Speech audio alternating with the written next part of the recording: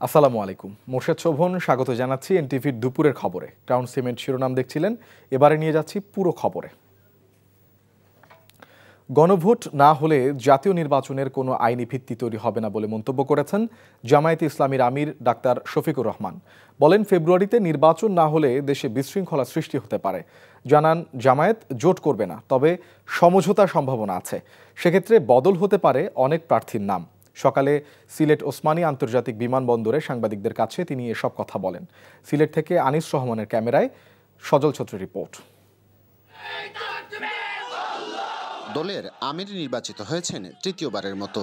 এরপরই নিজ এলাকা সিলেট সফর। স্বাভাবিকভাবেই নেতাকর্মীদের উষ্ণ অভ্যর্থনায় সিক্ত হলেন জামায়াত ইসলামীর আমির ডাক্তার শফিকুর রহমান। সকাল 7:30টায় সিলেট ওসমানী আন্তর্জাতিক বিমানবন্দরে অবতরণের পর সাংবাদিকদের সাথে কথা বলেন জামায়াত আমির। জানান, এবারের নির্বাচনে জোট করছে না জামায়াত, তবে সমঝোতার ভিত্তিতে সব ইসলামী দলের ভোট এক বাক্সে আনতে বদল হতে পারে বিভিন্ন আসনের প্রার্থীর নাম। আমরা কোনো জোট করব না, এটা আমাদের সিদ্ধান্ত। তাইলে কি করব? আমরা নির্বাচনী সমঝোতা করব। আমরা যে কথাটা বলেছি যে প্রত্যেকটি জায়গায় একটা বাক্স হবে, সেই নীতিতেই আমরা আগাচ্ছি। এবং শুধু ইসলামী দল না, এখানে ইসলামী দলের পাশাপাশি দেশপ্রেমিক প্রতিশ্রুতিশীল আরও যারা আছেন তারাও ইতিমধ্যে সংযুক্ত হচ্ছেন এবং আরও আপনারা দেখতে পাবেন সংযুক্ত হবে ইনশাল্লাহ। ফেব্রুয়ারিতে নির্বাচন হতে হবে, তা না হলে দেশে বিশৃঙ্খলা হতে পারে দাবি করে ডাক্তার শফিকুর রহমান বলেন, পিআর পদ্ধতি ও গণভোট না হলে আগামী নির্বাচনের কোনো আইনি ভিত্তি থাকবে না। আমরা আপনাদের সবাইকে নিয়ে ফেব্রুয়ারির ইলেকশন আদায় করে ছাড়বো ইনশাআল্লাহ। এটা দেরি হলেই বিভিন্ন ধরনের আশঙ্কা এবং বিভিন্ন ধরনের বিশৃঙ্খলা দেখা দেওয়ার পটেনশিয়াল থ্রেট আছে। এই পিআরটা উপযুক্ত হবে, যেটা দেশের বিশ্বের 91টা দেশে প্র্যাকটিস হয়ে থাকে। জনগণ এটা বুঝলে আমরা বিশ্বাস করি এটা গ্রহণ করবে। গণভোট আগে না হলে কিসের ভিত্তিতে সাধারণ নির্বাচনটা হবে? এই জন্য আমরা চাই গণভোটও আগে হোক এবং সনদ যেটা এটা তার আইনি বাস্তবতা খুঁজে পাবে। আগামী নির্বাচনে আওয়ামী লীগের যুক্ত হওয়ার সম্ভাবনা নিয়েও কথা বলেন জামায়াত আমির। আওয়ামী লীগ তো নিজেই নির্বাচন চায়নি, আপনারা কি জোর করে তাদের উপর নির্বাচন চাপাই দিবেন? তারা যদি নির্বাচন চাইতোই তাহলে 3টা নির্বাচন করার সুযোগ তারা পেয়েছিলেন, হাতছাড়া করলেন কেন? তারা তো নির্বাচনে বিশ্বাস এই কথা প্রমাণ করতে পারেননি। ওসমানী আন্তর্জাতিক বিমানবন্দরে ডাক্তার শফিকুর রহমানের সাথে ছিলেন জামায়াতের স্থানীয় ও কেন্দ্রীয় নেতারা। সজল ছত্রী, এনটিভি নিউজ, সিলেট। এককভাবে নির্বাচনের প্রস্তুতি নিচ্ছে জাতীয় নাগরিক পার্টি এনসিপি। তবে বিএনপি চেয়ারপারসন বেগম খালেদা জিয়ার প্রতি সম্মান জানিয়ে ওই আসনে কোনো প্রার্থী দেবে না দলটি, এমন কথা জানিয়েছে এনসিপির আহ্বায়ক নাহিদ ইসলাম। সকালে জুলাই গণঅভ্যুত্থানের শহীদ গাজী সালাউদ্দিনের পরিবারের সঙ্গে সাক্ষাৎ শেষে সাংবাদিকদের এসব কথা বলেন তিনি। বলেন, আগামী এক সপ্তাহের মধ্যে জাতীয় সংসদ নির্বাচনে দলের প্রার্থিতা ঘোষণা করা হবে। জুলাই গণঅভ্যুত্থানে আহতদের দীর্ঘমেয়াদী চিকিৎসার ব্যবস্থা না করতে পারলে গাজী সালাউদ্দিনের মতো এরকম লাশের সারি বাড়তে থাকবে বলেও মন্তব্য করেন তিনি। তাই সরকার এবং সব রাজনৈতিক দলকে আহত পরিবারের পাশে দাঁড়ানোর আহ্বান জানান নাহিদ ইসলাম।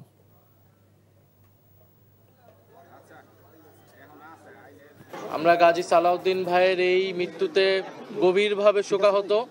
গণ অভ্যুত্থানের অংশগ্রহণকারী আহতদের যে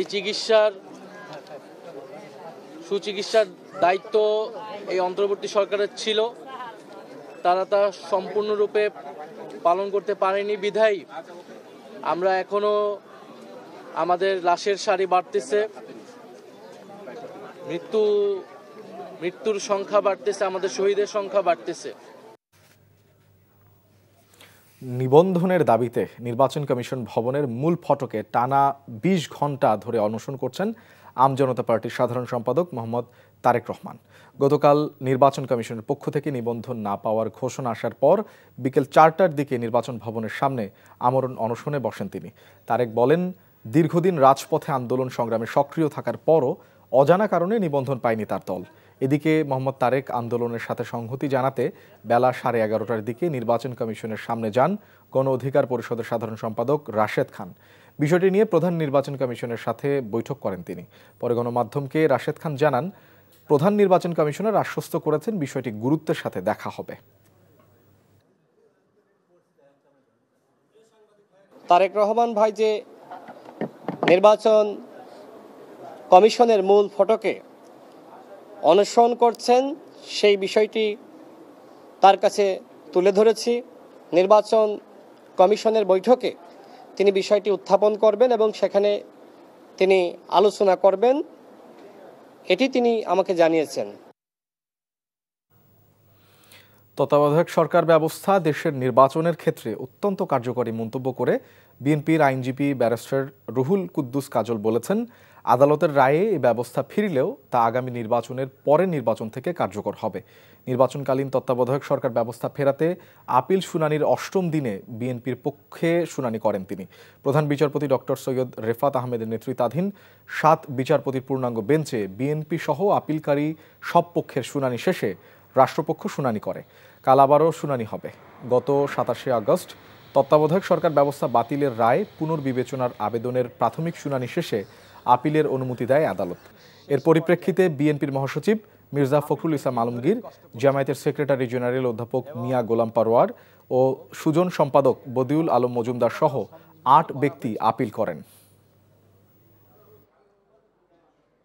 ২০০৮ সালের পরে বাংলাদেশের মানুষ আর ভোট দিতে পারে নাই।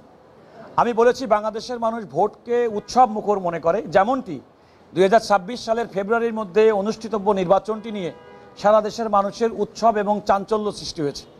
অথচ এই পার্লামেন্টে ২০০৮ সালের এমন একটি পার্লামেন্ট হয়েছে ১৫৪ জন সংসদ সদস্য দ্বারা নির্বাচিত হয়েছে বিনা ভোটে। তো এই প্রত্যাশা তো বাংলাদেশের মানুষ নেই। দর্শক, এ বিষয়ে আরও জানতে যাচ্ছি হাইকোর্ট এলাকায়, সেখানে আছেন সহকর্মী হাসান জাবেদ। জাবেদ, তত্ত্বাবধায়ক ইস্যুতে আপিল বিভাগ কি বলেছে?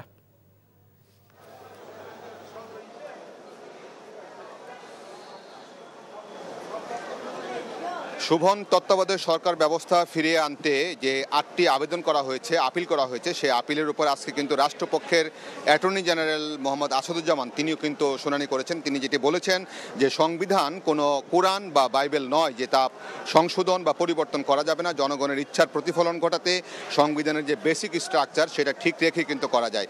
তিনি বেসিক স্ট্রাকচার বলতে বুঝিয়েছেন যে গণতন্ত্র। তাহলে গণতন্ত্র যদি রক্ষা করতে হয় এর জন্য যা যা প্রয়োজন সেটাই কিন্তু এখানে সংযোজন করা যায়, এবং সেটা কি তত্ত্বাবধায়ক সরকার ব্যবস্থা, এবং সেই তত্ত্বাবধায়ক সরকার ব্যবস্থা সংযুক্ত করে কিন্তু এই গণতন্ত্রকে পুনরুদ্ধার করা হয়েছিল, গণতন্ত্রের ধারাবাহিকতা বজায় ছিল। কিন্তু যখনই তত্ত্বাবধায়ক সরকার ব্যবস্থাটাকে বিলুপ্ত করা হলো, গণতন্ত্র নস্যাৎ হলো, মানুষের ভোটের অধিকার হরণ করা হলো।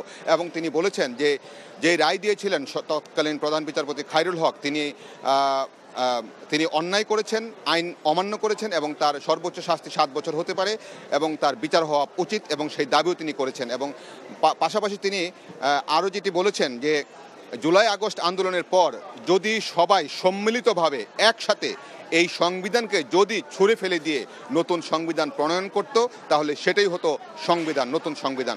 কিন্তু তারা সেটি করেনি। তারা সংবিধানটাকে অক্ষুণ্ণ রেখে নতুনভাবে একটু সংস্কার করতে চাচ্ছে, সংযোজন করতে চাচ্ছে। সেটা হতেই পারে, তাতে কোনো বিচ্যুতি হওয়ার সুযোগ নেই। তিনি উদাহরণ দিয়েছেন যে হাইকোর্টের আপিল বিভাগ যেখানে বসে সেই বিল্ডিংটি যদি কোনো কারণে নষ্ট হয়, সেটা স্ট্রাকচার পরিবর্তন না করে যদি একটি পিলার বসে এটাকে আবার সংস্কার করা হয়, তাহলে কি এটার বলা যাবে যে আপিল বিভাগের পুরো ভবনটিকে নস্যাৎ করা হয়েছে? না, এই পিলারটি এটার সাথে সংযোজন হয়ে যাবে। ঠিক এমনিতেই যখন একটি সংবিধানের সাথে নতুন কিছু সংযোজন করে গণতন্ত্রকে শক্তিশালী করতে যদি কোনো সংযোজন করা হয়, সেক্ষেত্রে সংবিধানের কোনো ব্যত্যয় হবে না, এটার কোনো বেসিক স্ট্রাকচার নষ্ট হবে না। কাজেই সংবিধানে নতুন করে তত্ত্বাবধায়ক সরকার ব্যবস্থা ফিরে আসুক, সেটা তিনি চাচ্ছেন। তবে একটি প্রশ্ন ছিল যে তত্ত্বাবধায়ক সরকার ব্যবস্থা ফিরে আসলে আগামী নির্বাচন কি তত্ত্বাবধায়ক সরকারের অধীনে হবে নাকি এই অন্তর্বর্তী সরকারের অধীনে হবে? তিনি বলেছেন যে এই প্রশ্নের উত্তর আপনারা আগামীকাল যখন শুনানি হবে আস্তে আস্তে সেটা বুঝতে পারবেন।